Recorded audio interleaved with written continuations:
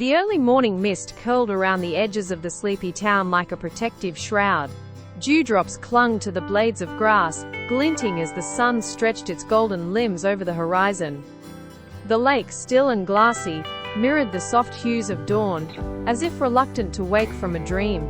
It was in this delicate moment that a dusty blue sedan crept down the winding road, tires crunching against gravel as it crossed the town's welcome sign. "Welcome to Crestwood, where the mountains meet the sky." Inside the car, silence reigned.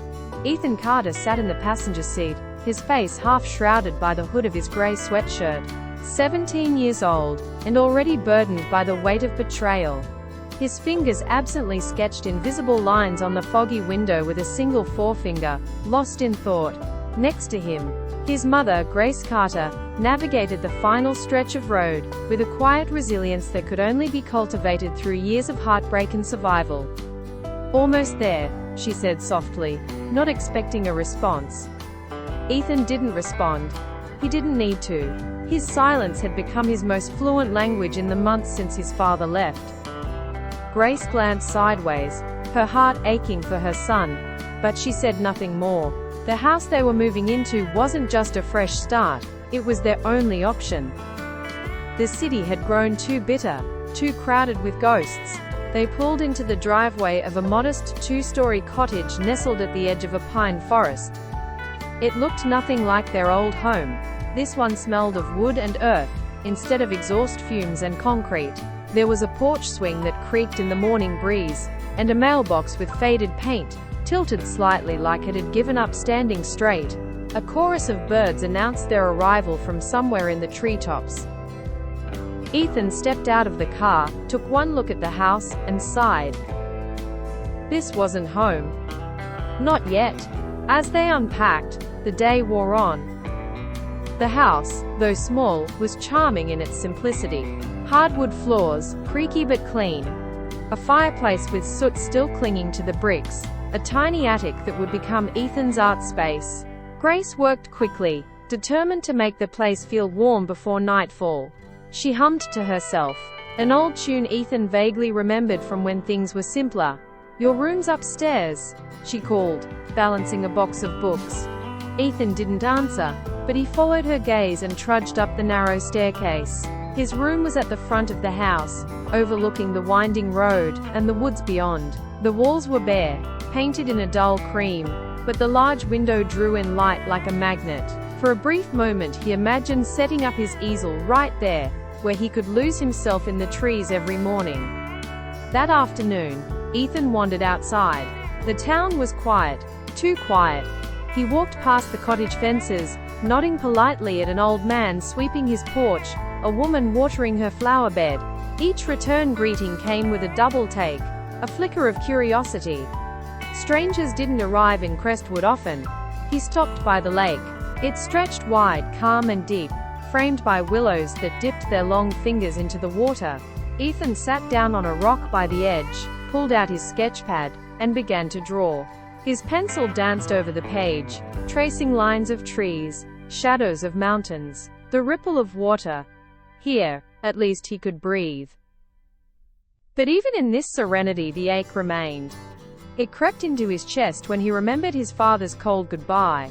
The way his voice, once warm and filled with bedtime stories, had turned hollow. He hadn't looked back. Ethan had. Over and over. "New in town?" a voice asked behind him. Startled, Ethan turned. A boy around his age stood there, holding a fishing rod and a friendly smile. "I'm Jake," the boy added. "You're the kid who moved into the old Carter place, right?" Ethan nodded. "Yeah, I'm Ethan." Jake plopped down next to him, unbothered by the silence. "It's not so bad here once you get used to the quiet. Gets kind of peaceful. You fish?" "Not really." Jake shrugged. "Doesn't matter. Sometimes I just sit here and don't do anything. It helps." Ethan studied him. Jake didn't seem to be forcing anything. He talked like someone who wasn't trying to fill the silence. Just share it. "School starts Monday," Jake said. "I could show you around if you want." Ethan hesitated. "Sure, thanks." They sat a while longer. listening to the occasional plop of fish breaking the surface, the distant chirp of cicadas. Ethan didn't smile, not really. But for the first time in weeks, he didn't feel entirely alone. That night, as he lay in his bed staring at the ceiling, Ethan heard the wind whisper through the trees like a lullaby. This place was strange, unfamiliar. But it was also still, and in that stillness there was room to heal. Maybe, just maybe, Crestwood wouldn't be so bad. The morning sun poured through the curtains of Ethan's new room, casting golden streaks on the walls. The fresh scent of pine filtered through the open window. Outside, the birds were already wide awake, singing a tune Ethan couldn't quite place, but one that reminded him of something lost. Peace, maybe, or possibility. Monday had come faster than he expected. The weekend passed like a silent film. Boxes opened, closets filled, introductions made to neighbors whose names he quickly forgot. But now, Crestwood High waited, and with it, the awkwardness of new beginnings. Ethan stood in front of the mirror, adjusting the collar of his hoodie. Not because he cared much for fashion, but because today was a battlefield of glances and whispers, and he needed armor. "Don't worry," Grace called from the kitchen below. "You're going to be fine." He didn't respond, but his steps down the stairs were less reluctant than before. She had packed his lunch, left the car keys on the counter, and wished him good luck with a soft kiss to the forehead. Ethan grunted a quiet, "Thanks," before stepping out into the crisp morning. Jake was waiting near the mailbox, his backpack slung lazily over one shoulder. "Told you I'd show you around," he grinned. "Come on, we can walk." Crestwood High stood just past the lake, its brick walls half covered in ivy and memories. A large oak tree, older than most of the faculty, stood tall in the courtyard like a sentinel of student secrets. As they approached, a group of students milled about, some laughing, others buried in phones, and many curious enough to shoot glances at the newcomer. "Don't worry," Jake said, nudging him. "You'll be the talk of the halls for like a week, then someone else will do something stupid and everyone will move on." Ethan gave a faint smirk. Comforting. Jake led him inside, past rows of lockers and bustling hallways. First, Mrs. Lynn for English. She's nice, unless you interrupt her reading time. Then it's like Jekyll and Hyde. As they rounded the corner, Ethan spotted her. Long brown hair tied back in a neat braid, sleeves rolled to the elbows, eyes sharp but kind. Mrs. Lynn looked up from her desk and smiled. "You must be Ethan Carter. Welcome to Crestwood. Take a seat anywhere." The class was already watching him. A few whispers, a few raised eyebrows. He chose a seat at the back, close to the window, and far from the spotlight. The day passed in slow fragments. Each teacher asked him to introduce himself. Each class came with stares, some curious, some cold. He learned that Crestwood had its hierarchy: the jocks, the drama kids, the quiet ones who lived in the library, and the ones who didn't quite belong anywhere. Ethan wasn't sure where he fit yet, but he knew he wouldn't force it. At lunch, Jake introduced him to a few more students. There was Sarah, who barely looked up from her sketchbook, Tyler, who had a joke for everything, and Leah, who noticed things. "You're the kid from the city," she said, voice quiet but firm. Ethan nodded. "You don't talk much," she observed. He shrugged. "Cool. Talking is overrated anyway." Jake chuckled. "Leah's the local mystery novelist. If you go missing, she's probably already written 5 endings for you." Leah rolled her eyes but smiled. "Welcome to Crestwood." For the first time since stepping foot in the building, Ethan felt a sliver of something familiar. Acceptance, maybe. It was faint, but it was there. After school, Jake invited him to the lake again. They sat by the same rock, throwing pebbles into the water. "You did good today," Jake said. "I just survived." Same difference. They watched the sky turn amber as the sun began to dip. It reflected off the lake in molten streaks, and Ethan pulled out his sketchpad without thinking. He drew Jake's silhouette, the trees, the fading light. It wasn't perfect, but it was honest. "You draw a lot?" Jake asked. Yeah, helps me make sense of things. Jake nodded. We all need something. Just then, voices echoed from behind. A group of students passed by, one of them throwing a look Ethan's way. City kids don't belong in Crestwood, he muttered. Jake stood up, muscles tensing. Ignore him. That's Caleb. Thinks this town's a kingdom and he's the crown prince. Ethan said nothing. He was used to this. Back in the city, it had been different reasons. Clothes, accent, money. Here, it was just the fact that he was new. And that was enough. They walked back in silence, but it wasn't uncomfortable. When they parted ways at Ethan's gate, Jake offered a fist bump. See you tomorrow? Yeah. That night, Ethan sat in his room, sketching the lake, the trees, and the people he met. Each page was a piece of his new world, slowly taking shape. He still missed the city sometimes, the noise, the anonymity. But Crestwood had space for memories yet to be made. And maybe, just maybe, he was beginning to feel like he could belong. Rain tapped softly against the window pane the next morning, a gentle rhythm that filled Ethan's room like a familiar lullaby. He was already awake, sketchpad open, the pages smudged with charcoal and half-finished dreams. The drawing from last night, a view of Crestwood's lake during sunset, still sat unfinished. He added a few more strokes, a shadow here, a ripple in the water there. Then he paused, staring at the dark figure in the corner of the page. It hadn't been there before. A silhouette. Watching. He shivered. At breakfast, Grace sipped her coffee and glanced over the paper. You're settling in, right? I guess. Jake seems nice. I saw him wave when he dropped you off. Ethan nodded. He didn't say much, but Grace didn't push. She had learned not to fill silence with questions. Outside, the rain had mellowed into a drizzle, and the walk to school was quieter than usual. Jake met him at the corner, hoodie up, water dripping from the edge of his cap. You okay? He asked. Didn't sleep much. Jake looked at him. Bad dreams? Ethan hesitated. Just weird ones. As they reached Crestwood High, the halls buzzed with a different kind of energy. Rainy days made students slower, quieter, more introspective. The usual gossip was replaced with headphone playlists and mumbled complaints about wet shoes. In English, Mrs. Lynn assigned a short story project.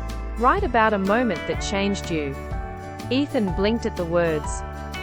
Think of something personal, she said. Something you wouldn't normally share. Let your voice be loud on the page, even if it's quiet in person.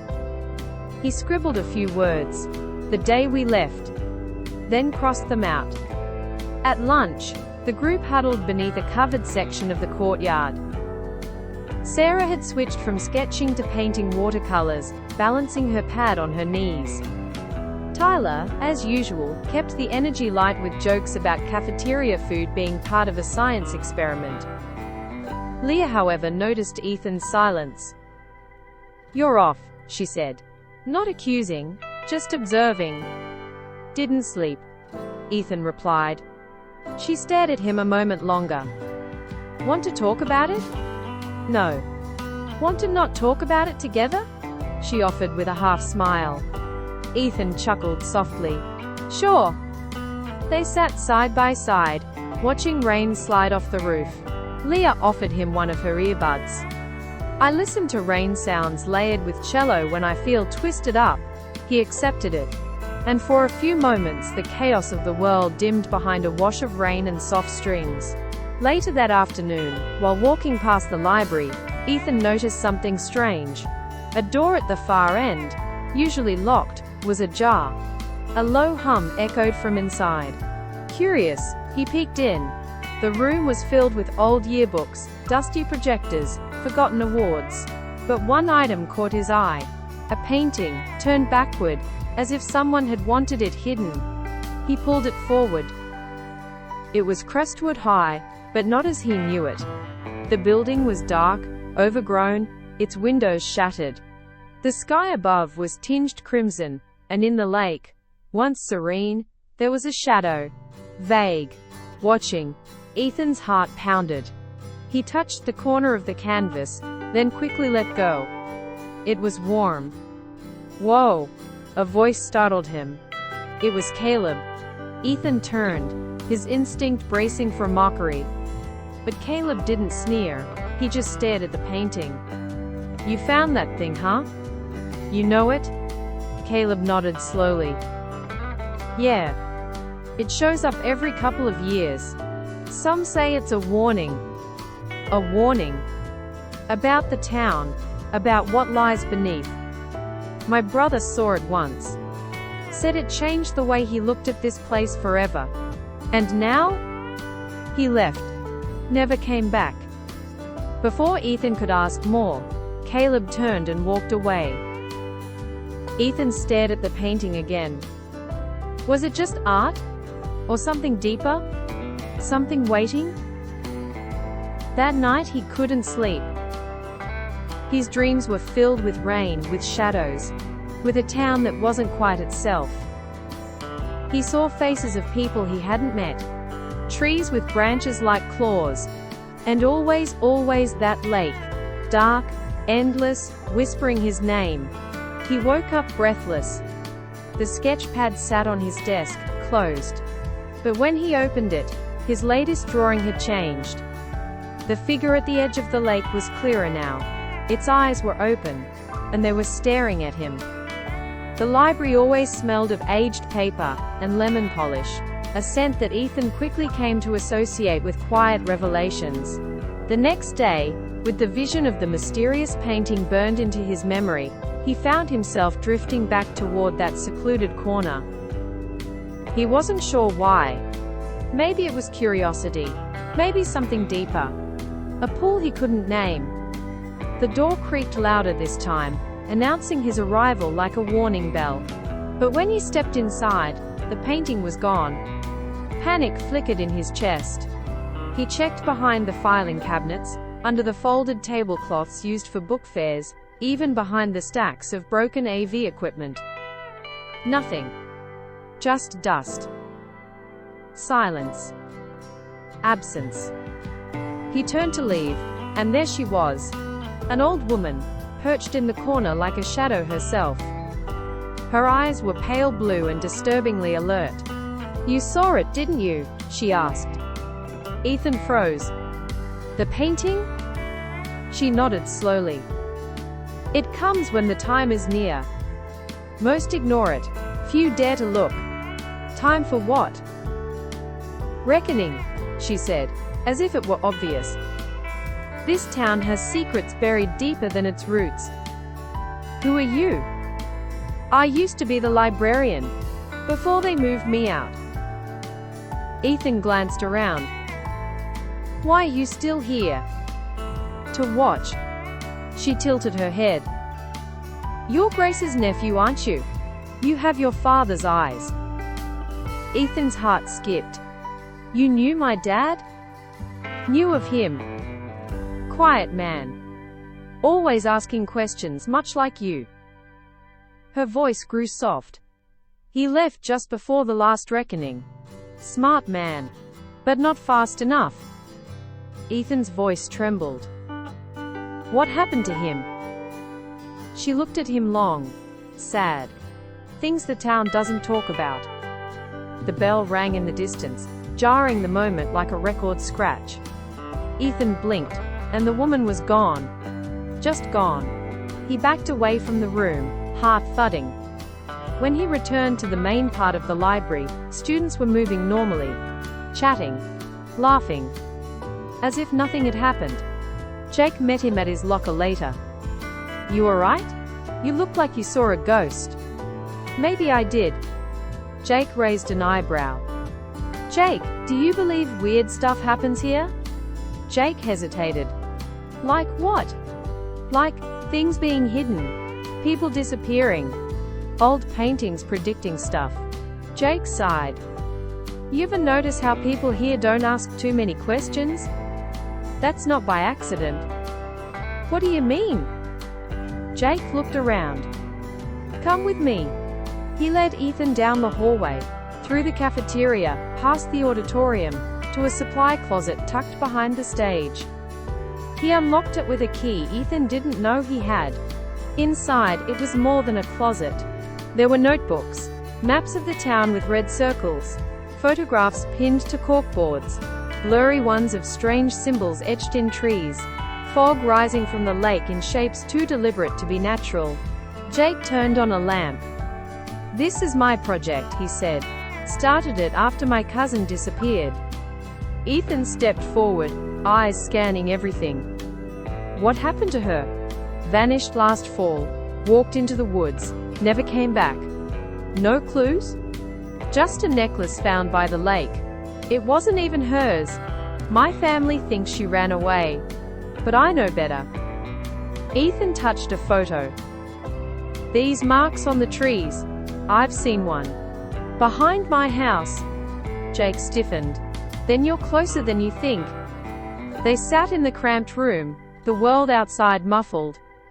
Ethan opened up about the painting, the old woman, even the figure in his drawings.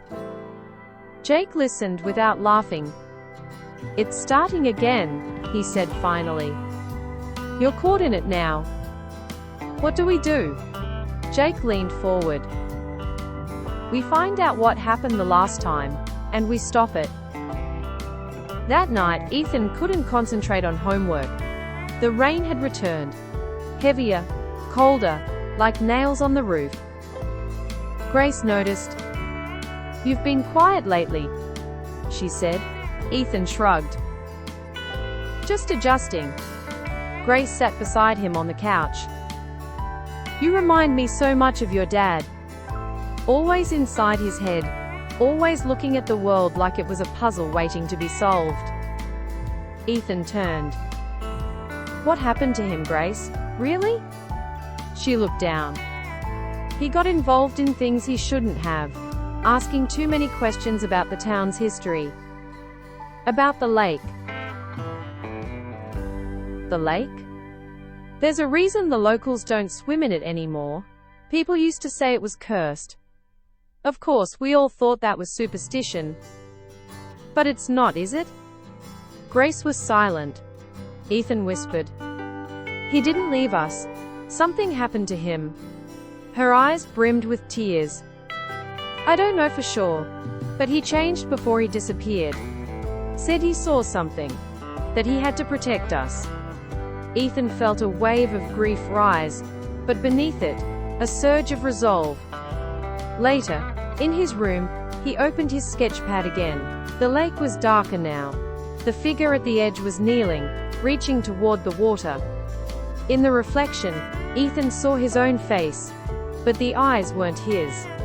They were glowing, and they were afraid. The next morning, the sun broke through the clouds for the first time in days. Light poured in through Ethan's window like a hopeful whisper, but he didn't feel lighter. The conversation with Jake, the strange vision in the library, and Grace's trembling silence the night before haunted his mind. Still, something inside him stirred with a new kind of urgency. He walked to school with his sketchpad tucked beneath his arm, as if carrying it might help him make sense of everything. Jake met him by the entrance, eyes shadowed by a night of little sleep. "I kept thinking about your dad last night," Jake said. "What if he left something behind? Notes, journals, anything?" Ethan frowned. "Grace never said anything about that. She probably wouldn't know.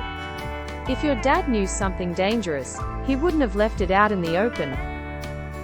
That afternoon after classes ended, Ethan and Jake took a detour. They walked to the house where Ethan had spent the past few months, to the attic that still held boxes of his father's old belongings. Grace was at work. The house was still. Climbing the narrow attic stairs was like ascending into a forgotten part of time.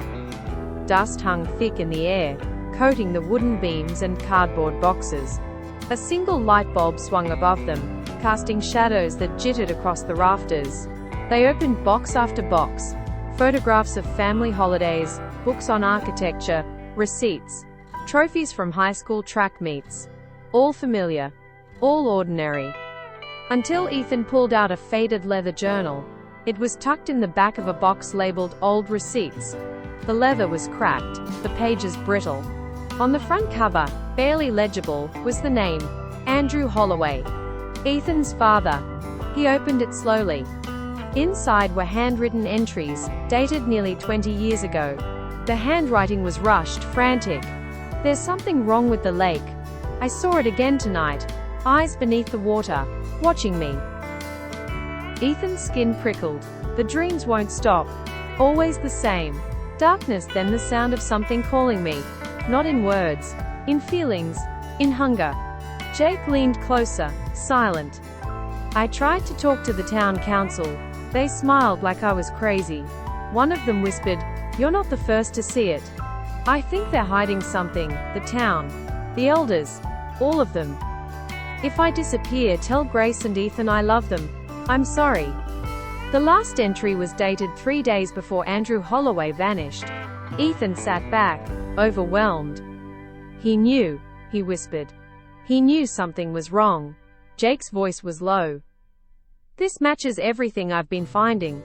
They spent hours reading through the journal, finding mentions of symbols etched in trees, just like the ones Jake photographed.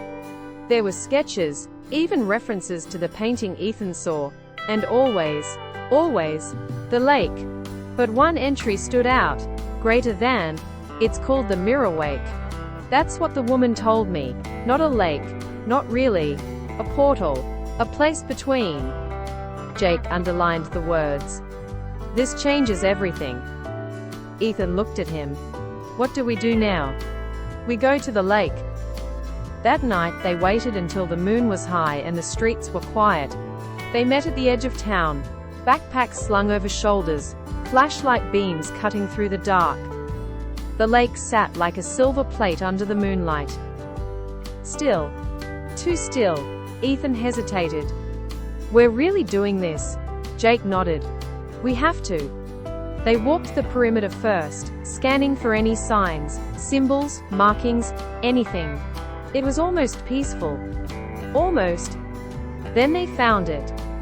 A circle of stones near the shore hidden by tall reeds. At the center, a carving in the earth, familiar, jagged, like the one behind Ethan's house. Jake crouched beside it. "Same symbol, it's everywhere." "Why?" Jake didn't answer. He was staring into the water. "Do you see that?" Ethan looked.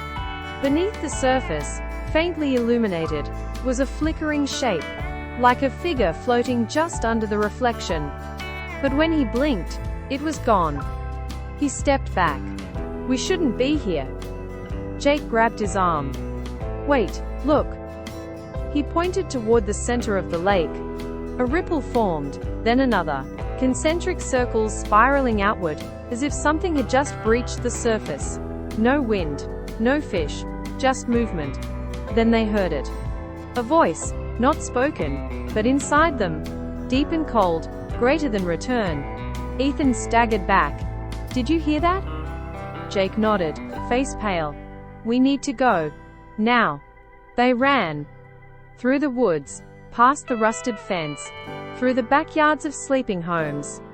They didn't stop until they were blocks away from the lake, panting, hearts hammering.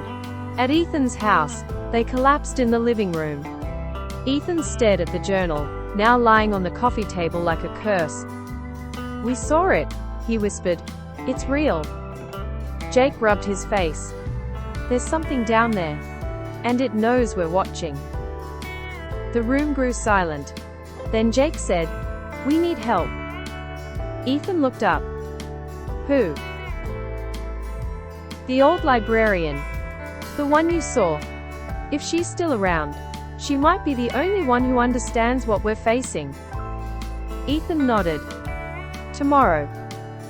"Tomorrow," Jake agreed. As they turned in for the night, neither boy could sleep.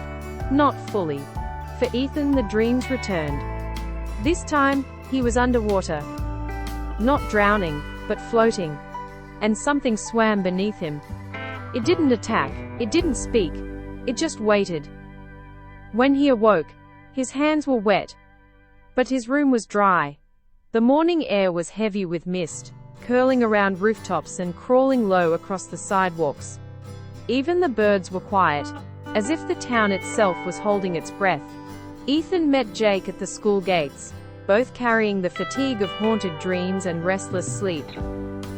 "We go straight after last period," Jake whispered, "before she leaves." Ethan nodded. "If she's still there." They didn't speak much through classes. Every tick of the clock dragged.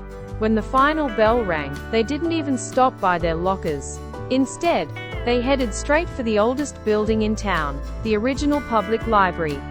It was a brick structure with arched windows, long since replaced by a newer facility on the east side of town. But some records, especially historical ones, were still stored here. And one librarian, Miss Ainsley, refused to retire. She'd worked there for nearly 5 decades. Some said she was there when the town was founded. Others whispered that she remembered things no one else did. As the boys stepped inside, the air changed. Cooler. Denser. Time seemed slower in the old library. The floorboards creaked with secrets. Miss Ainsley sat at the far desk, her silver hair tied in a neat bun, round glasses perched on her nose. She looked up as they approached. Not surprised, just expectant. "Ethan Holloway," she said, voice thin but firm. "I've been wondering when you'd come." Ethan froze. "You know who I am?" Miss Ainsley gave a slow nod. "You look like your father. But the eyes, those are your mother's." Jake stepped forward. "We think something happened to his dad. Something tied to the lake." The librarian folded her hands. "Follow me." She led them through narrow aisles and past shelves groaning with books. At the very back was a locked iron gate. She pulled out a key from her necklace, inserted it into the lock, and with a click, the gate creaked open. "This room is not for the public," she said. "But neither is the truth." Inside was a cramped archive. Maps, scrolls, dusty tomes bound in leather and string. She gestured for them to sit. "I remember when your father came to me," she began. "Told me he'd seen the mirror wake awaken. He wanted to know more. About the town, the rituals, the founding families." Jake frowned. "Rituals?" Miss Ainsley opened a large book titled, Laws of Hollow Creek. "This town was built on a pact. A balance between two realms. The mirror wake isn't just a lake. It's a seam. A wound in the world. Something ancient lurks beneath it. Older than language. Older than sin." Ethan felt a chill race up his spine. The founders knew this. They didn't seal it. They fed it. Offerings. Disappearances. "You think those missing persons cases were all accidents?" Jake leaned forward. "Why doesn't anyone talk about it?" "They forgot. Or chose to." The council ensured it. Ethan whispered. "My father knew." "Yes.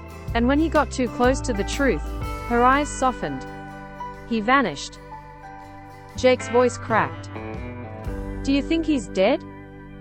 Miss Ainsley closed the book gently. "I think he's not in this world anymore. But I don't think he's gone." Ethan felt the weight of the journal in his bag. He mentioned a symbol, the spiral within the circle. She nodded slowly. "The eye of reflection. It's the mark of those who've seen beyond."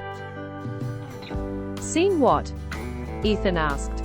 "Yourself," she said. "But not your reflection. Your other self. The version of you shaped by fear, hatred, despair. The creature beneath the lake wears many faces. But the ones that matter most are yours." The room was silent for a moment. Jake broke it. "What do we do?" She handed them a map. An ancient hand-drawn depiction of the lake, the town, and a place marked deep in the woods. "The Weeping Tree. You'll find answers there," she said. "But beware. The more you know, the more it sees you." They left the library in stunned silence, the weight of generations pressing down on their shoulders. As they walked through the mist toward home, Ethan glanced back once at the library's arched windows. Miss Ainsley stood there, watching. Not smiling, just waiting. The sun had barely risen when Ethan and Jake found themselves standing at the edge of the woods, the old map clutched tightly in Ethan's hands. A cold wind swept through the trees, making the branches whisper like they were gossiping secrets of the past. The forest loomed ahead, not just trees and trails, but a wall of shadows, dense and ancient. Neither boy had ever ventured this deep into Hollow Creek woods. Trails disappeared quickly, and the GPS on Jake's phone had already gone haywire. They had to rely entirely on the hand-drawn map. Every step felt like sinking deeper into forgotten earth, into something that didn't want to be disturbed. According to this, Ethan said, pointing to the stained parchment, the weeping tree is just past the hollow path. What makes it hollow? Jake muttered, eyes darting through the undergrowth. They found out soon enough. A narrow trail twisted through the woods, flanked by withered trees with hollow trunks, many of them split open like mouths stuck in silent screams. With each step, the ground grew softer. Mushrooms and tangled vines dominated the trail, and thick moss coated everything in a green, sickly sheen. Then came the whispers. Soft at first, barely distinguishable from the rustling leaves. But as they moved deeper, the sounds grew clearer. Echoes, children laughing, a woman sobbing, the crackle of fire. None of it belonged here, not anymore. Ethan felt like the forest was watching. Not just with eyes, but memories. At last, they stumbled into a clearing. And there it was, the weeping tree. It was taller than any tree they'd ever seen, with blackened bark twisted like writhing limbs. It had no leaves, just long, weeping tendrils of moss that cascaded like hair. At its base was a ring of stones, arranged in a perfect circle. The ground inside the circle was scorched. Jake swallowed. I don't like this. Ethan stepped forward, the journal trembling in his grip. This is where it happened. I know it. He flipped to a marked page. Found the tree. Voices surround it. Can't tell if it's them or my own thoughts. The symbol appears again, at the base. It burns into the earth. They looked down. There it was, the eye of reflection, carved into the soil in perfect lines. Ethan knelt and traced the lines with his fingers. The moment he did, the wind died. The woods fell into silence, so complete, it roared in their ears. Then the voices returned, louder, clearer. Ethan. He froze. Jake spun. Did you hear that? Another voice, overlapping. Jake, it's your fault. You left him. The forest became a storm of voices. Memories, accusations, fears. They fell to their knees, clutching their heads. And then, blackness. Not fainting. Not sleep. Just gone. They awoke lying flat on their backs under a moonlit sky, hours having passed. Ethan sat up groggily. What was that? Jake's voice shook. I saw him, your dad. He was in the lake, reaching for help. But he wasn't human anymore. Ethan didn't answer. He pulled something from his pocket. It hadn't been there before. A key. Ancient. Rusted. But warm to the touch. He looked at the eye of reflection again. Now, beneath the symbol, new words had burned into the earth. Unlock the mirror. Face your other. Ethan stood slowly. We have to go to the lake. Jake nodded. At night? Ethan didn't blink. That's when it's real. As they stepped away, the weeping tree creaked behind them, as if exhaling a sigh of warning. And above them, high in its branches, two faint blue lights blinked open, watching. The night air was thick with fog by the time Ethan and Jake reached the lake.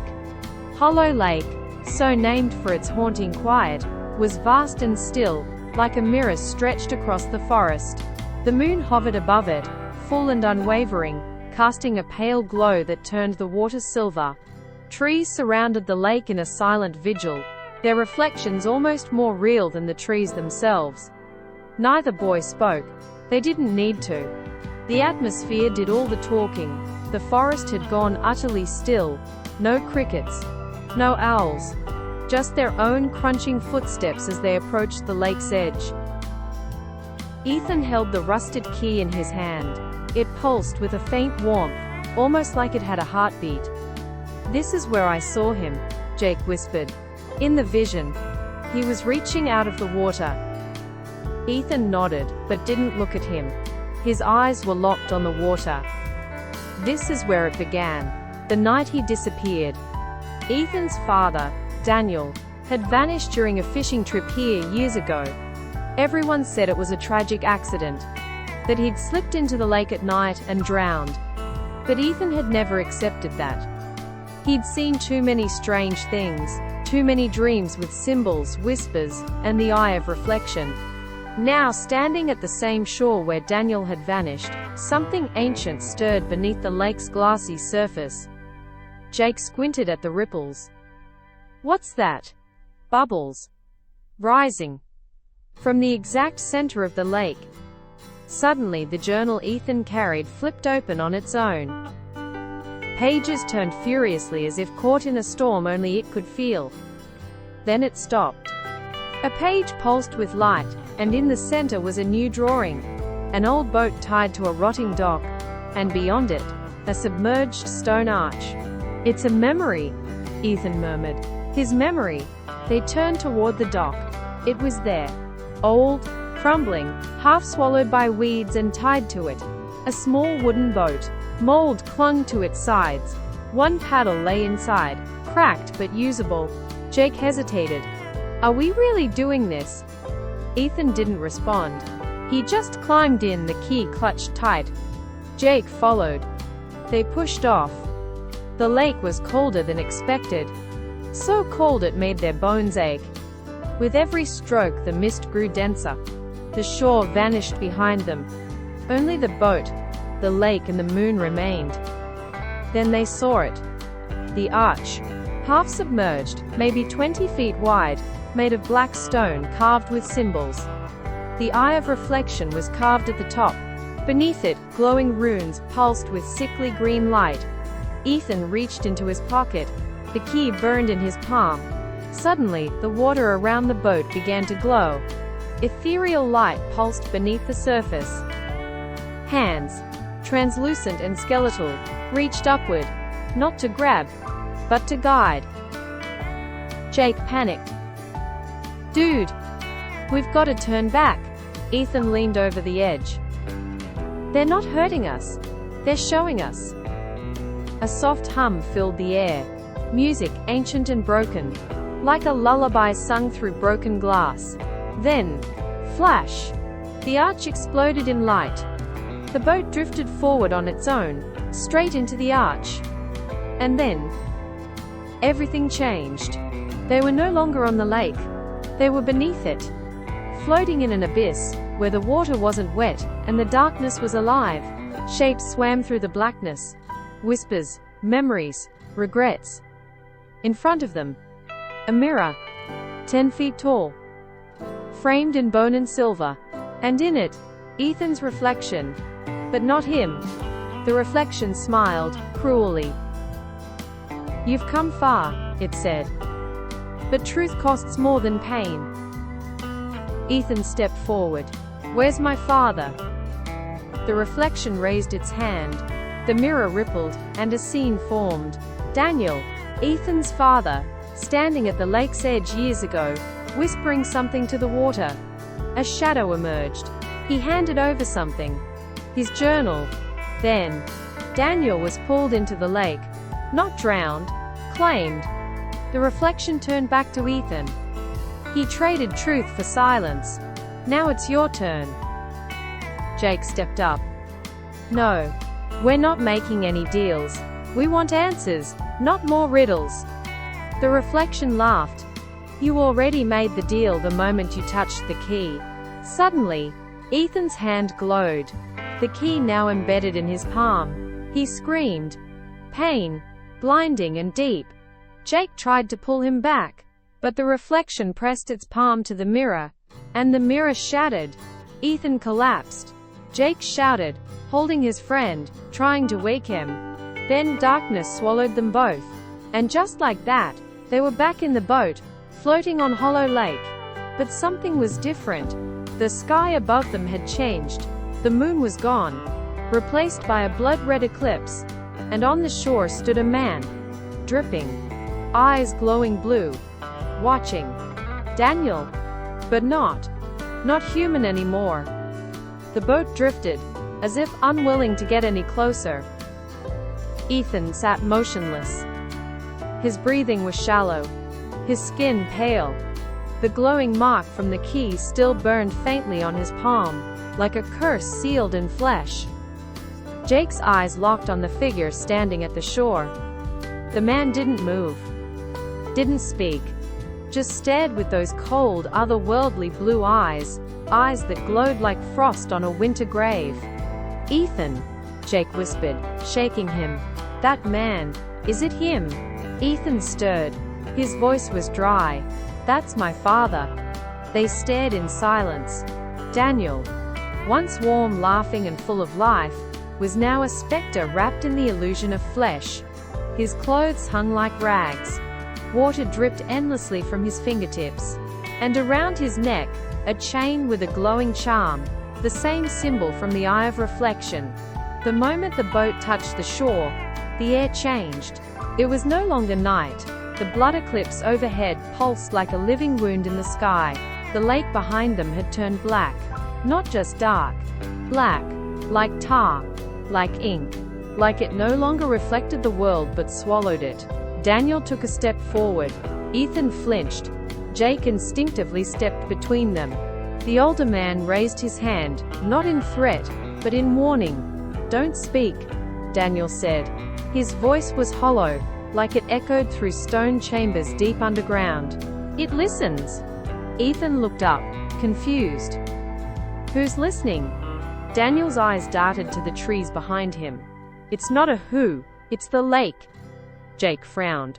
"You're talking like it's alive." "It is." Daniel's face twitched, pain flashing behind his ghostly calm. "The eye, the lake, the mirror realm, they are all pieces of the same prison." He paused. "And I helped build it." Ethan's breath caught. "What are you talking about? You didn't die, you chose to disappear?" Daniel looked down, shame etched in every wrinkle. "I came here to destroy it, to end the cycle. But the eye offered me a choice. Trade my soul to protect you from its hunger." He stepped closer, placing a trembling hand on Ethan's shoulder. "And now it's after you." Jake interrupted, his voice angry and confused. "Why him? Why any of us? What does it even want?" Daniel's eyes locked on Jake. "It feeds on conflict, hate, betrayal. The worse the history, the deeper the power. That's why it chose your families." Ethan blinked. "What do you mean?" "The murder, the trial, the lies. It wasn't just a coincidence." Daniel's voice broke. "It was orchestrated. The lake manipulated people to create trauma, fuel for its prison." Silence hung heavy. Jake shook his head. "No, my grandfather. He killed Ethan's uncle. That was real." "Yes," Daniel said. "But the eye blurred the lines, twisted intentions. What began as justice became sacrifice." He pointed to the mark on Ethan's palm. "You've been marked as a seeker, you've seen visions, you've entered the mirror. That's how it starts. Once it has your reflection, it begins rewriting your soul." Ethan looked at the water again, now quivering like a heartbeat. "So what do we do? How do we stop it?" Daniel closed his eyes. "There is a ritual. At the heart of the forest, there's a place called the Hollow Grove. It's older than the lake, older than the eye. You must reach it before the next eclipse." Jake pointed to the red glow in the sky. "You mean this eclipse?" "No," Daniel said, voice grim. "This is just the beginning.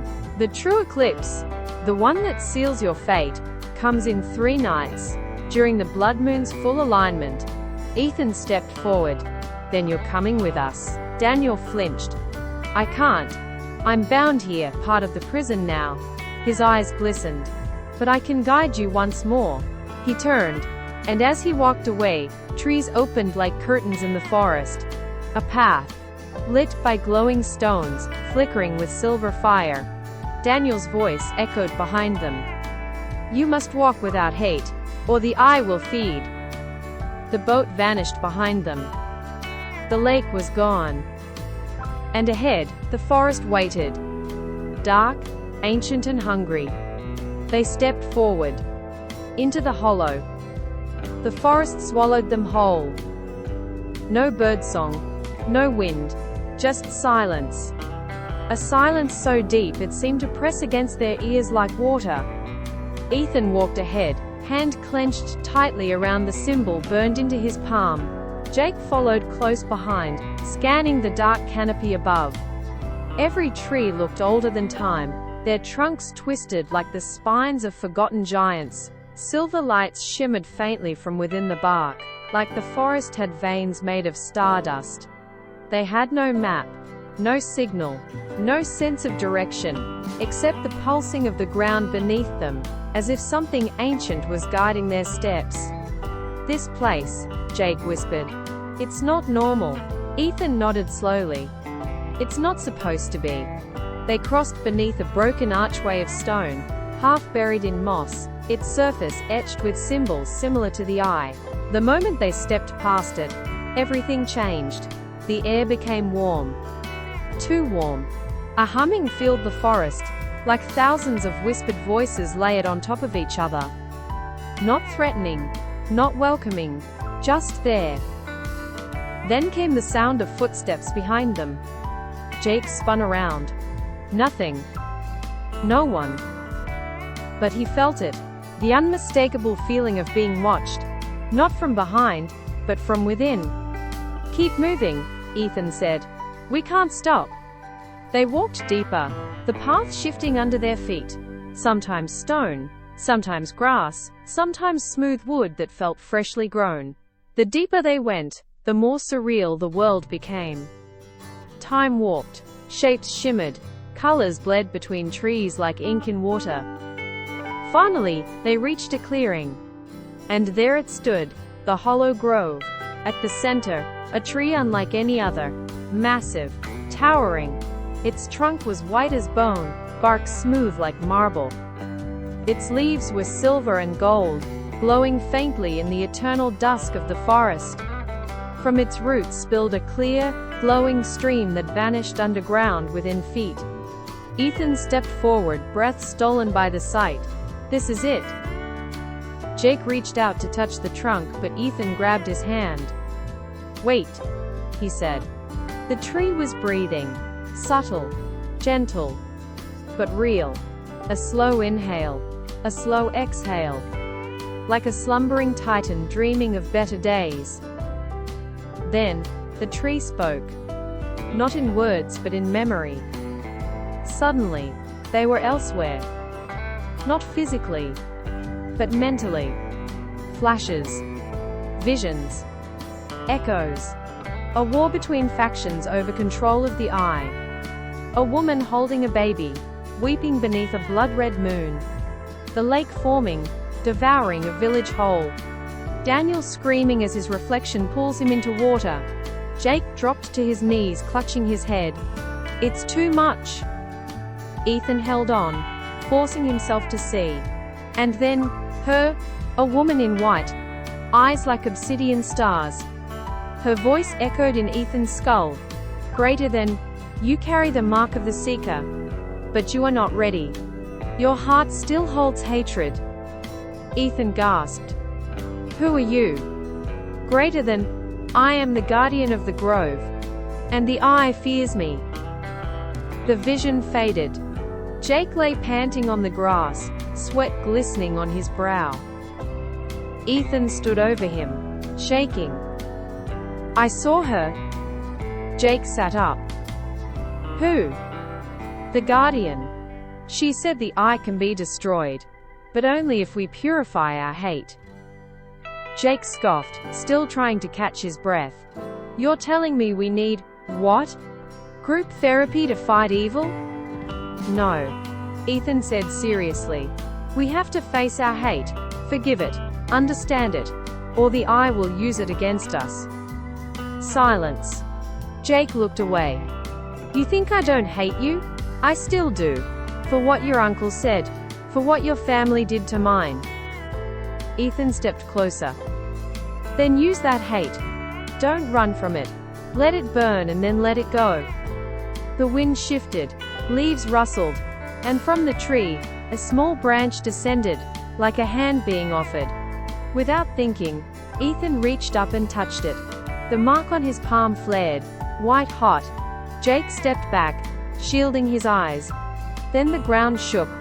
A doorway opened beneath the tree, stairs spiraling downward into glowing blue mist. A voice echoed again, softer this time. Face the chamber of truth. Leave behind your hate, or become the eye's next reflection. The boys looked at each other. Then, without a word, they stepped into the unknown. The roots closed behind them, and the hollow grove went still once more. Darkness wrapped around them like a shroud. The descent was slow and winding, each step into the earth echoing with the soft crunch of gravel, and the distant hum of something vast and ancient below. The light from the grove above had vanished behind a veil of roots and silence. The stairs led to a wide chamber carved from stone that pulsed faintly with a deep blue glow. Crystalline veins ran along the walls, giving off just enough light to reveal etchings, thousands of them. Stories, faces, symbols. Some familiar, others terrifyingly alien. Jake and Ethan stood still, awed. The silence down here was different than in the grove. It wasn't absence. It was pressure. As if the walls held their breath, waiting for something. At the center of the chamber stood a dais, and atop it, a mirror. But this wasn't an ordinary mirror. It rippled. It shimmered. It watched. Ethan took a step forward, voice barely a whisper. This is the eye's birthplace. Jake frowned. How do you know? I don't, Ethan replied, but something in me does. They approached together, drawn in like moths to a silent flame. The mirror stood over 7 feet tall, framed in a jagged black stone that seemed to absorb the light. The surface was silver and alive, shifting like mercury, whispering without sound. Then, suddenly, the chamber responded. A low chime vibrated the air, and the mirror pulsed. Jake flinched as the surface turned to fire and then cleared, revealing himself. But not as he was. He saw himself yelling, breaking things, pushing his mother away, ignoring his younger brother's cries for help. He saw himself hating, then crying, then hating again. Jake tried to look away, but couldn't. No, he muttered. No, I don't want to see this. A voice boomed, not aloud, but inside both boys' minds. Greater than to confront the eye, you must first confront yourself. Ethan turned toward his own reflection. It had already begun. He saw the night of the lake, his uncle screaming, dragging Daniel from his house. He saw himself hiding behind curtains, doing nothing. He saw himself laughing at Jake in school, trying to pretend they weren't family enemies. He saw how he allowed hate to fill the void left by confusion. And then, he saw Daniel. The last moment, the look of betrayal, the splash, and silence. Ethan collapsed to his knees. I let him die. Jake didn't speak. He watched Ethan, truly watched. For the first time without the armor of hatred or history. Ethan was crying. Jake had never seen him cry. Not even at Daniel's funeral. Then, the chamber shifted. The walls pulsed. The air became thick, charged with energy. The mirror spoke again. Greater than, the eye is not born. It is made. Forged in the fire of unspoken pain. Grown in shadows. Fed by your silence. Both boys looked up. The mirror was now glowing. Not with reflections, but with possibility. It showed a different world. One where Ethan and Jake had been friends. Where Daniel had lived. Where choices had been made differently. where words were spoken instead of swallowed, where fear didn't guide their families. Ethan whispered, "We could have been brothers." Jake nodded, his voice low. "We still can be, but we need to let this go." He stepped onto the dais beside Ethan and held out his hand. Ethan hesitated, then took it. The moment their hands touched, the mirror shattered, not into shards, but into light. A brilliant explosion of color and sound. The chamber shook, and the darkness peeled away like dead skin. The veins in the walls turned gold, and the eye, hidden deep within the reflection, cried out in fury. A single black stone dropped from the broken mirror, and landed between the boys. It pulsed weakly. Jake reached for it, but Ethan stopped him. "No. Not yet." The voice returned, greater than, "You have passed the chamber of truth. You have seen yourselves. You have not run. But the eye is not yet defeated." Suddenly, a new image appeared on the wall, drawn in glowing gold. A city, their city, engulfed in black flame. The eye was coming, not through mirrors, but through people. Hate would now walk the streets, face by face, memory by memory. Jake stepped back. "What do we do now?" Ethan picked up the stone carefully. It was warm. Not evil. Not yet. "We go back. We find the source. And we stop it before the eye becomes more than hate." He looked up at the glowing city image. "Before it becomes everyone's truth." They turned and climbed the stairs back to the grove. This time, the forest did not hide them. It watched. And waited. Because what they were about to face was no longer hidden in shadows. It was among them. The air back on the surface felt heavier. Jake and Ethan emerged from the sacred grove changed. Though the sun shone through the trees in golden beams, the forest no longer felt safe or innocent. It had listened. It had judged. And now, it had passed its burden onto them. The black stone Ethan held pulsed quietly in his pocket like a warning heartbeat. It wasn't just an artifact. It was a memory made solid, a shard of something broken but still alive. As they neared the edge of the woods, the sound of birdsong gave way to something far more disturbing. Silence. Then, shouting. Sirens. They ran. The small town of Elmridge lay just beyond the forest. A picture of old-world charm mixed with modern tension. Cobblestone streets wound between cafes and bookstores. Neighborhoods where everyone knew each other's grandparents. A place built on history and buried secrets. But now it was unraveling. A crowd had formed near City Hall. Angry voices clashed in the town square. People yelling over one another, fists in the air. Ethan and Jake pushed through. Two groups stood face to face. Split. One side held signs. Justice for Daniel. No more silence. Hold them accountable. The other side pushed back with equal fury. Stop the blame. Don't tarnish our name. We won't be bullied. Jake saw familiar faces. Teachers, neighbors, even the mayor. But something was wrong with their eyes. Cold. Empty. Reflective. Like glass. Like mirrors. "The eye," Ethan whispered. "It's here. It's taken them." Jake grabbed his arm. "How do we stop it?" "I don't know," Ethan admitted. "But we have to try." Before they could act, a voice rang out across the crowd.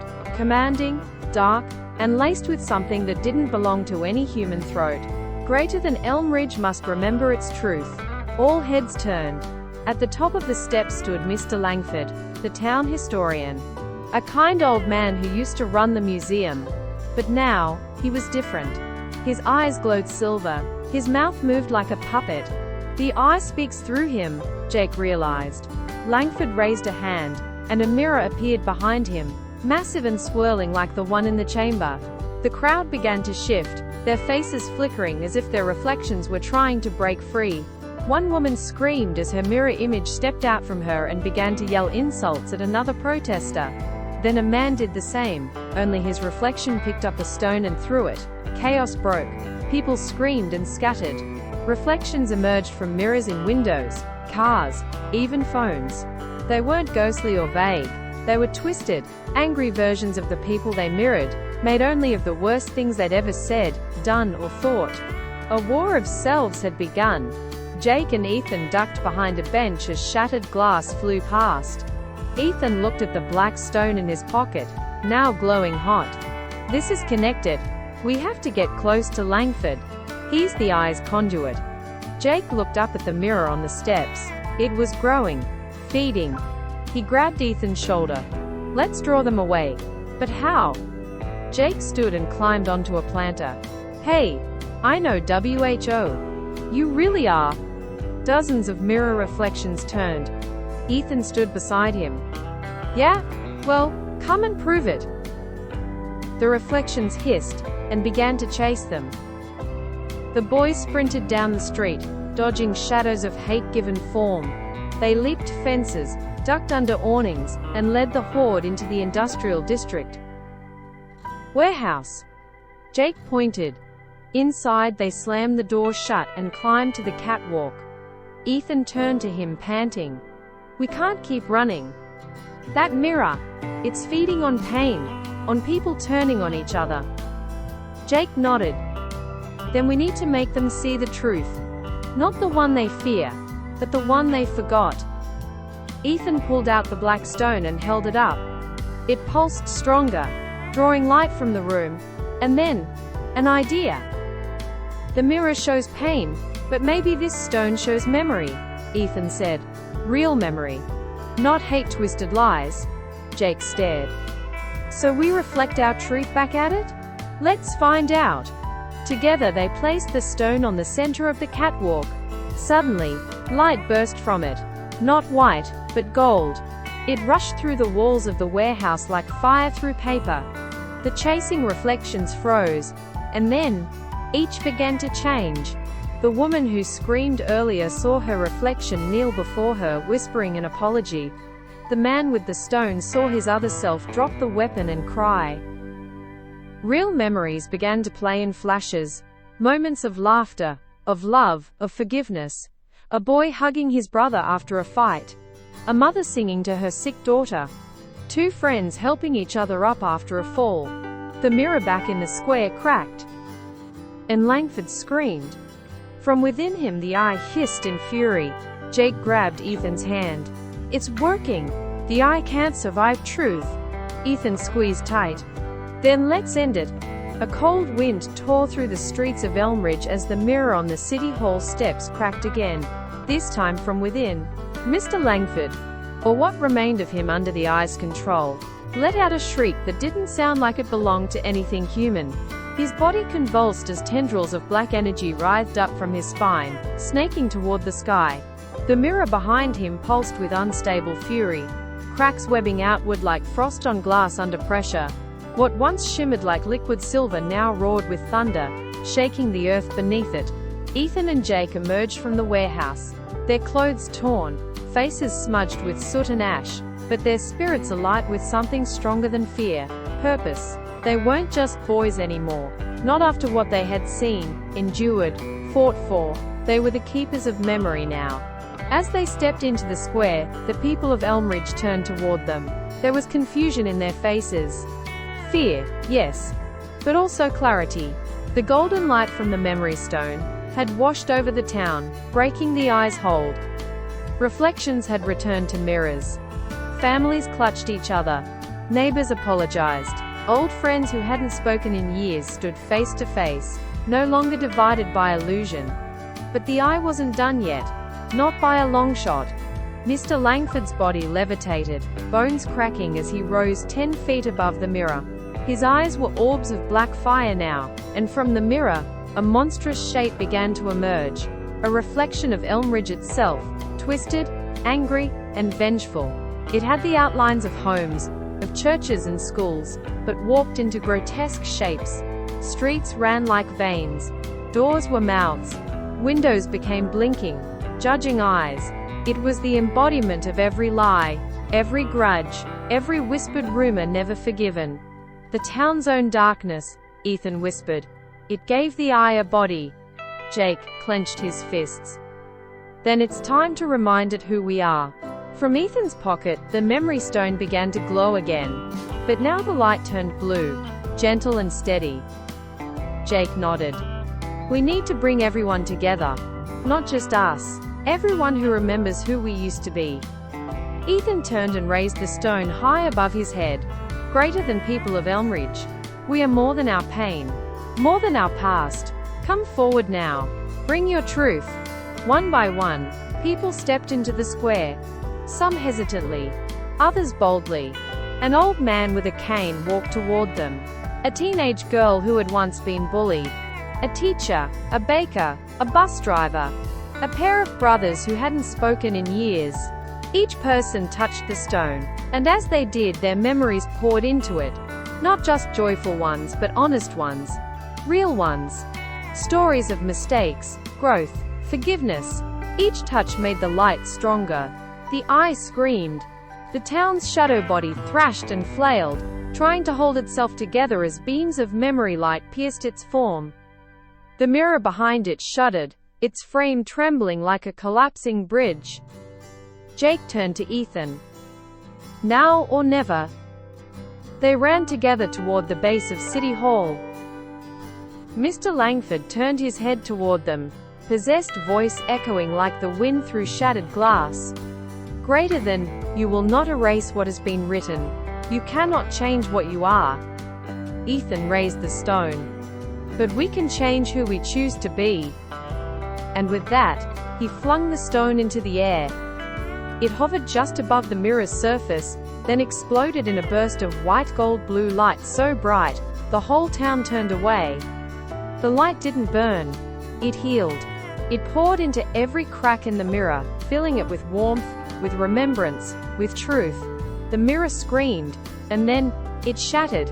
The monstrous town shadow howled and disintegrated like smoke in sunlight. Mr. Langford collapsed to the ground, unconscious, but free.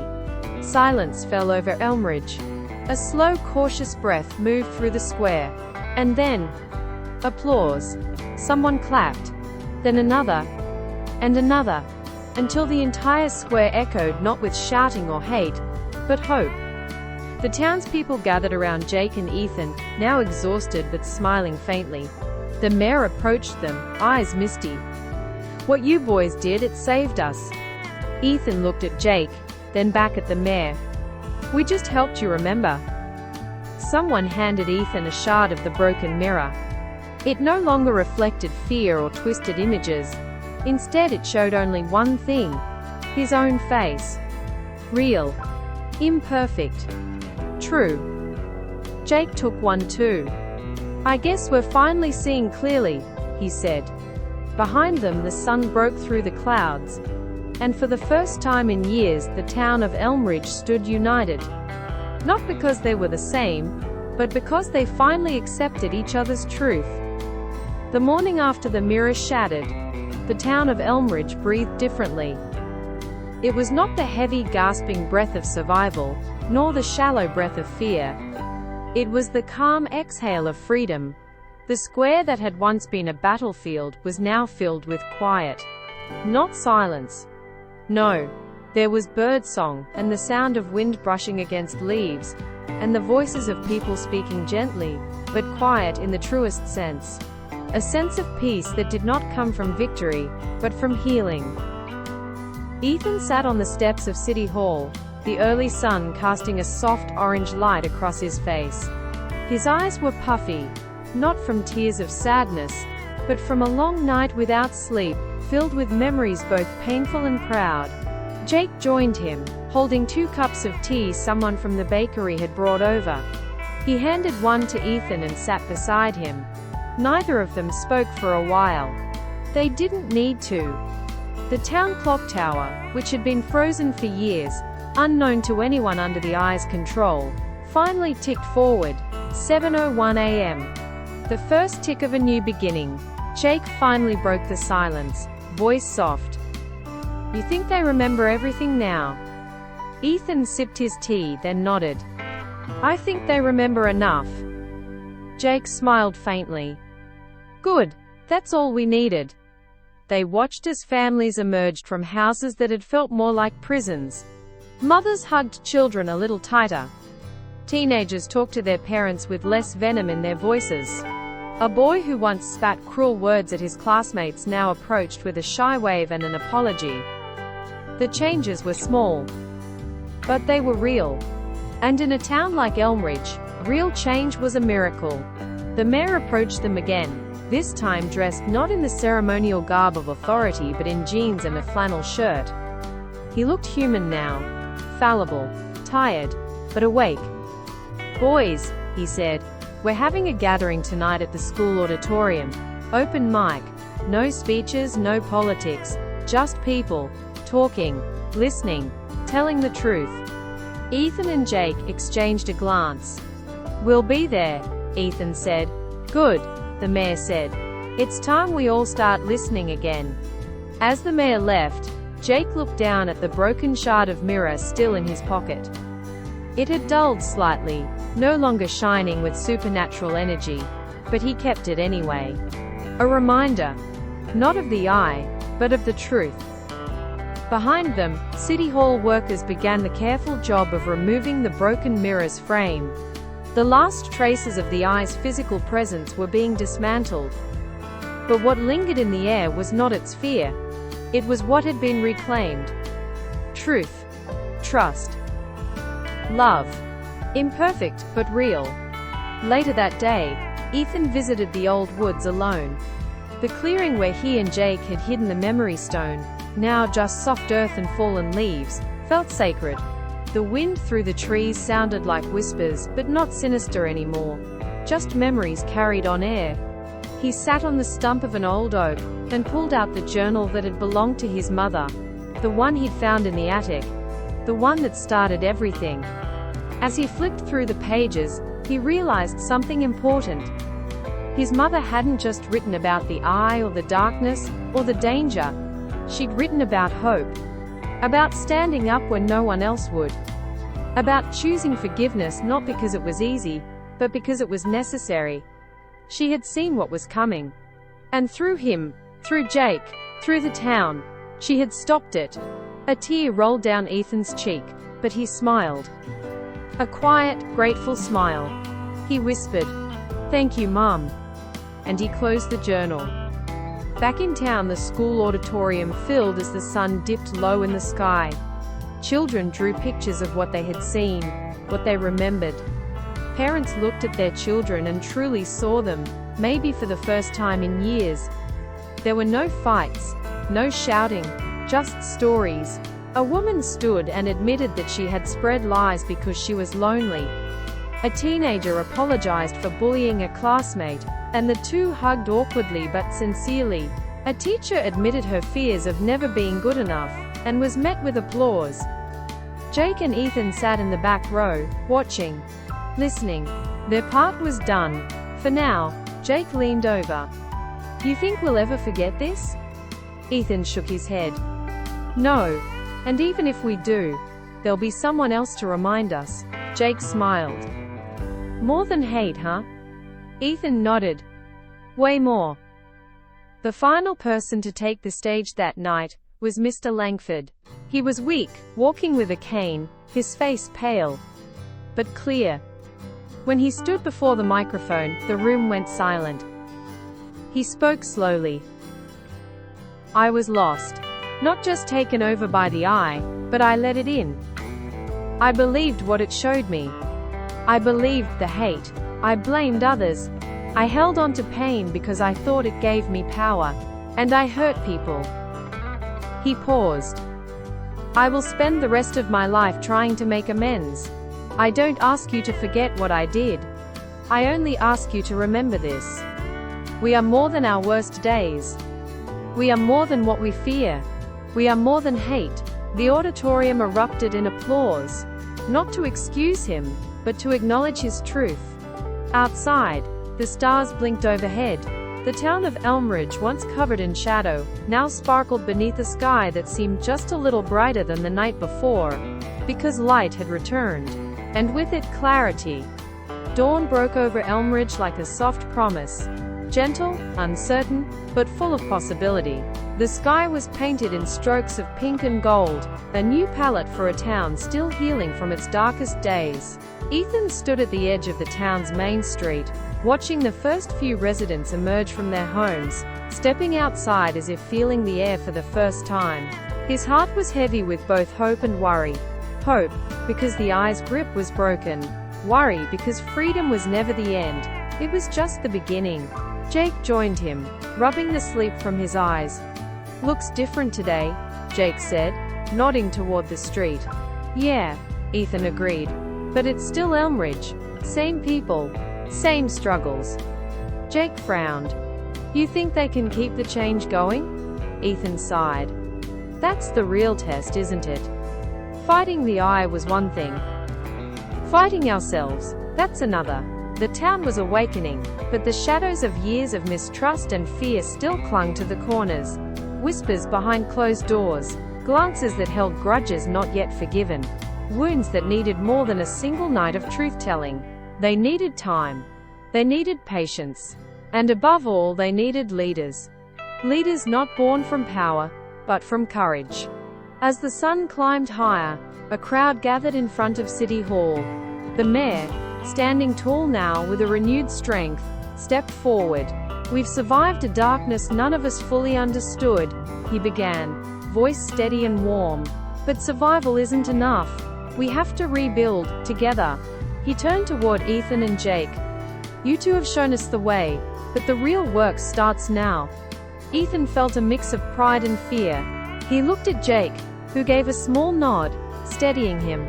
The mayor continued, "We need a council, made up of voices from every corner of Elmridge, young and old, newcomers and lifelong residents, those who have made mistakes, and those who have helped heal." Murmurs rippled through the crowd. Jake raised his hand. "I want to help." Ethan followed. "Me too." The mayor smiled. "Good. You'll both have a place. But so will many others. We need balance. We need truth." The crowd began to disperse, hopeful but aware of the road ahead. Ethan and Jake walked together down the street, passing familiar faces that no longer looked at them with suspicion. Mrs. Gardner, the baker, waved. Mr. Lewis, the retired teacher, nodded. Even the group of teenagers who had once sneered now smiled. "Do you think they really mean it?" Jake asked quietly. Ethan considered. "It's not about meaning it once. It's about proving it every day." They stopped by the old bookstore, where a small group had gathered to discuss plans for community events, reading circles, art shows, and even a weekly gathering to share stories. Ethan smiled. "Change isn't just about big moments. It's about little ones. Like this." Jake laughed softly. Who knew a bookstore could be the heart of a town? Ethan's smile grew. "Sometimes the quietest places hold the loudest hope." Later that afternoon, Ethan met with his mother's old friend, Mrs. Harper, a librarian who had quietly preserved many of the town's lost histories. She handed Ethan a dusty box filled with letters, photographs and journals, remnants of a past that was painful but precious. "These are memories people forgot they had," she said. "We need to remember who we were to understand who we want to be." Ethan nodded. "Thank you." As he walked back home, he thought about the journey ahead. The eye was gone, but the town's true enemy, the fear of each other, was still there. It would take all their strength, all their courage, and all their hearts to face it. But Ethan believed in the promise of this new dawn. Because they were no longer alone, they had each other. And together, they were more than hate. The following week, the town hall buzzed with a new kind of energy, one not driven by fear, but by purpose. Elmridge was alive again, and the people were ready to take the next step. Inside the grand meeting room, sunlight spilled through tall windows, casting golden squares onto the polished wooden floor. At the center of the room stood the mayor, his eyes scanning the diverse faces before him. They were the chosen members of the new council. Young and old, rich and poor, lifelong residents and newcomers. They were a mosaic of Elmridge's spirit. Ethan and Jake sat side by side, their hands clenched into fists of determination. The mayor's voice was steady yet filled with hope. "Today we don't just form a council, We forge a new path for our town, a path paved with honesty, respect, and most importantly, unity. Murmurs of agreement rippled through the crowd. Ethan looked around and saw faces filled with cautious optimism. There was Maria, the schoolteacher whose fierce dedication had once been clouded by doubt. There was Mr. Fletcher, the mechanic who had kept his distance during the worst days, but now stepped forward to contribute. There was Sarah, the teenager who had been bullied but now spoke confidently about starting a youth program. Each voice mattered. Each story was a thread in the tapestry of Elmridge's rebirth. The mayor continued. Our first task is to listen. To truly listen to the needs, fears and hopes of every person in this town. We will hold open forums, community events and workshops. Jake raised his hand. How do we ensure no one feels left out? No one forgotten? The mayor smiled warmly. By remembering that everyone's story matters, Jake. And by making sure those stories are heard. Ethan nodded, feeling the weight of the responsibility settle on his shoulders, but also the strength it gave him. After the formal introductions, the council broke into small groups, each tasked with tackling a specific issue. Ethan joined the group focused on education and youth engagement. They discussed rebuilding trust between students and teachers, creating safe spaces for dialogue, and introducing programs that celebrated diversity.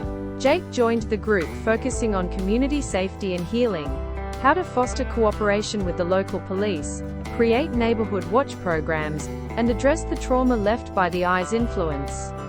Hours passed like minutes. Ideas flowed, sometimes clashing but always driven by a shared goal. At one point, Maria raised a hand, her voice trembling but clear. We can't just move forward without acknowledging the pain that brought us here. Some wounds are still fresh. The room fell silent. Ethan stood up. Maria's right. Healing isn't just about fixing what's broken. It's about honoring what hurt us, and making sure it never happens again. Jake added, and about forgiving ourselves and each other, not to forget, but to free ourselves. The mayor smiled, proud of the young men's courage. As the meeting drew to a close, Ethan looked out the window at the town square. Children played in the sunlight. Neighbors greeted one another. The broken mirror was gone, but its lessons remained. Elmridge was no longer a town ruled by fear or hate. It was a town rebuilt by voices. All of them. And for the first time in a long time, that felt like enough. Despite the bright morning sun and the hopeful faces gathered at the town hall, shadows from Elmridge's past still lingered, quiet but persistent. Ethan had always believed that breaking the eye's control was the hardest part, but now, in the fragile dawn of peace, he realized the true battle was just beginning. That evening, as the council meeting adjourned, Ethan walked alone through the winding streets toward his home. The cobblestone paths echoed softly under his footsteps. The town looked peaceful, but Ethan's mind raced. Memories surfaced, whispers of betrayal, moments of fear, and faces he wished he could forget. Suddenly, a familiar figure appeared in the dim light, a man Ethan had hoped he'd never see again. It was Marcus, once the town's most trusted deputy, now a symbol of the eye's deep corruption. Marcus's eyes gleamed coldly as he stepped forward. Ethan, he said, voice low but laced with menace. You think the eye is gone? You're mistaken. Ethan's jaw tightened. What do you want, Marcus? Marcus smiled cruelly. The eye was never about one man or one group. It's a sickness, and it's contagious. You can't just cut it out without risking infection. Ethan took a step back. I won't let you drag this town back into darkness. Marcus's smile faded. You don't get it, do you? Some people thrive in chaos. Some need control to survive. Ethan's hands clenched into fists. Then I'll fight you and anyone else who tries. Marcus's eyes narrowed. You can try, but shadows always find a way. With that, Marcus disappeared into the night, leaving Ethan with a chilling warning, and a creeping doubt. Was the eye truly dead? Or had it merely retreated, waiting for a chance to return? That night, Ethan lay awake, staring at the ceiling. He thought about the council, the town, and the fragile hope they all carried. But most of all, he thought about Marcus's words. Because sometimes, the darkest enemy is the one you can't see. And sometimes, the hardest battle is not against others, but against the shadows inside ourselves. The next morning, the town of Elmridge awoke to a strange stillness. The vibrant buzz from the day before had quieted, replaced by a weight hanging in the air, an unspoken tension that unsettled even the most hopeful hearts. Ethan stood by his bedroom window, watching the townsfolk move slowly, their faces clouded with uncertainty. The warning from Marcus lingered in his mind like a shadow refusing to lift. At breakfast, Jake noticed Ethan's distracted mood.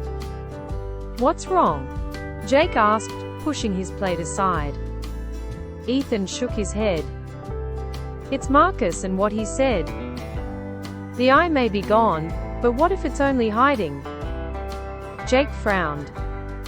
"You mean it could come back?" "Exactly," Ethan replied. "And if it does, we have to be ready." Their conversation was interrupted by a knock at the door. It was Sarah, the young activist from the council. Her eyes were bright but serious. "There's something you both need to see," she said, holding out her phone.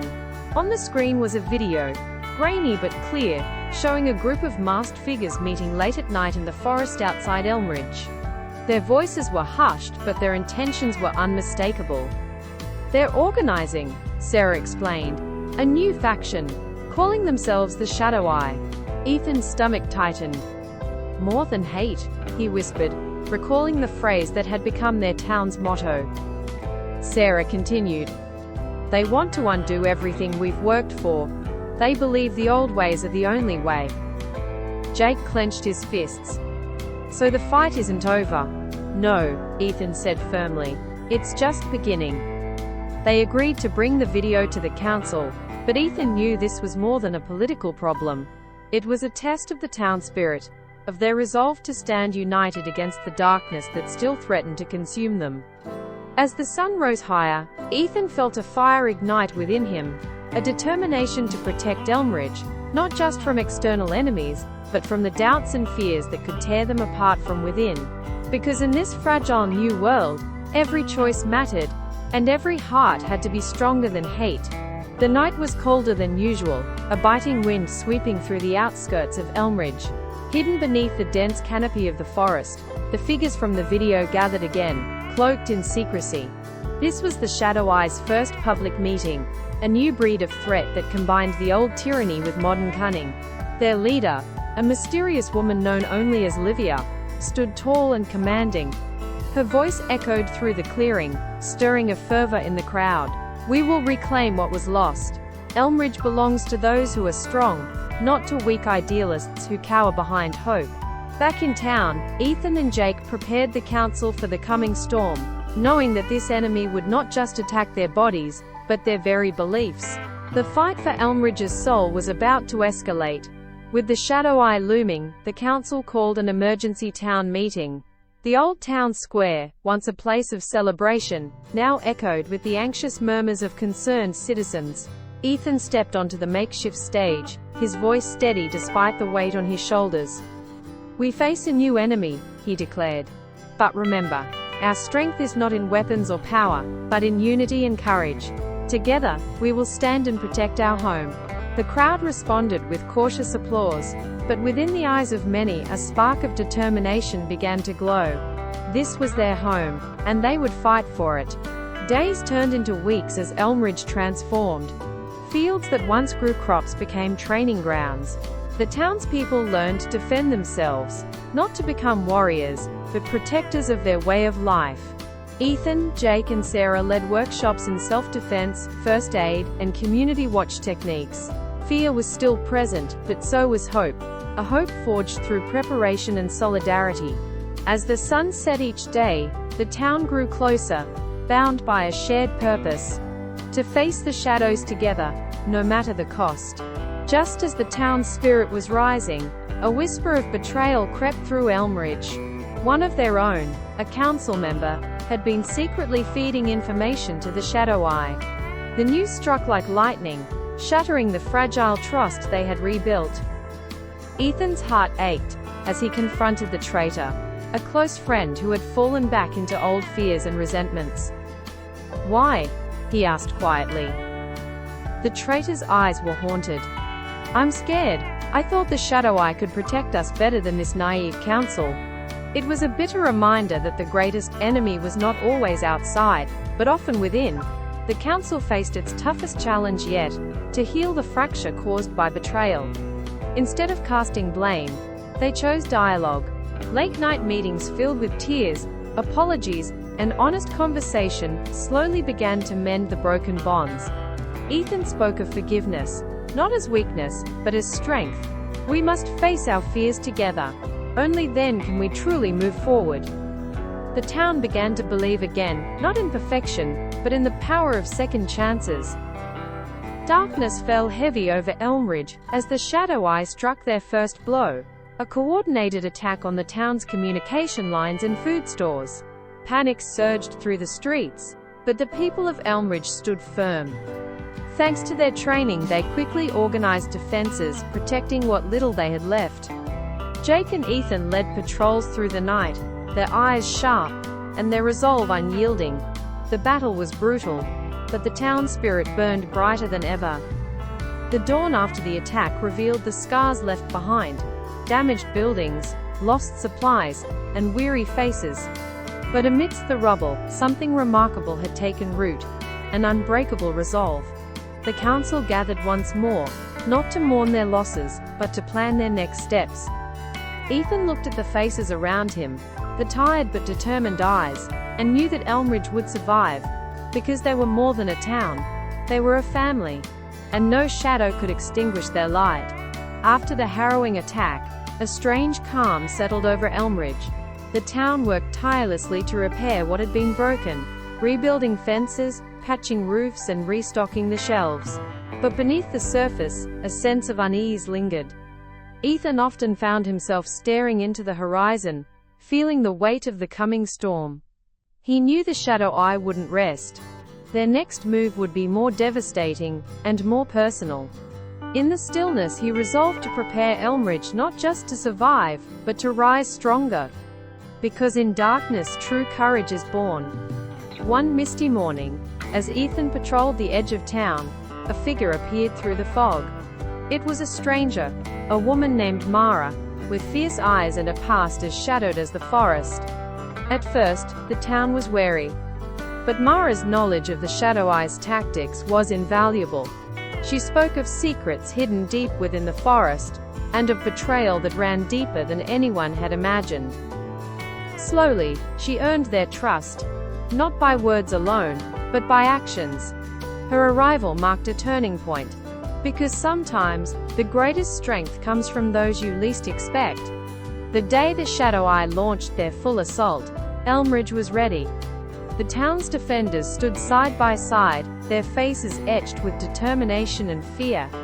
Mara led a squad through the forest, disrupting the enemy's advance from within. Ethan and Jake coordinated the defenses, their voices steady despite the chaos. Arrows flew, blades clashed, and shouts echoed through the valley.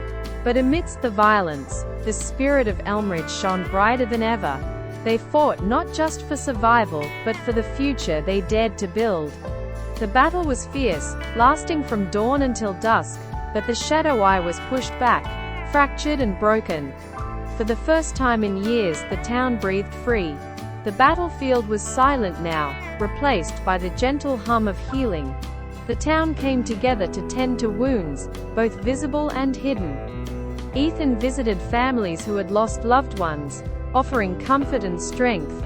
Sarah organized community gatherings where stories were shared, not of pain, but of hope. Even Marcus, once an enemy, returned seeking forgiveness and redemption. Elmridge was not perfect, but it was whole. They had learned that true strength lies not in hatred or vengeance, but in compassion and unity. And from the ashes of conflict, something new was born. A community bound by love, stronger than any shadow. As the sun set over Elmridge, Painting the sky with hues of gold and crimson, Ethan stood at the hill overlooking the town. He reflected on the journey, the battles fought, the losses endured, and the love that had carried them through. More than hate had fueled their fight. It was hope, forgiveness, and the unbreakable bonds of family and friendship. Elmridge was a testament to the power of choosing light over darkness, love over fear. And as night embraced the valley, Ethan knew one thing for certain. No matter what shadows may come, the heart of Elmridge would always shine, brighter, stronger, and more united than ever before. Because in the end, they were more than hate, they were hope, they were love, they were home.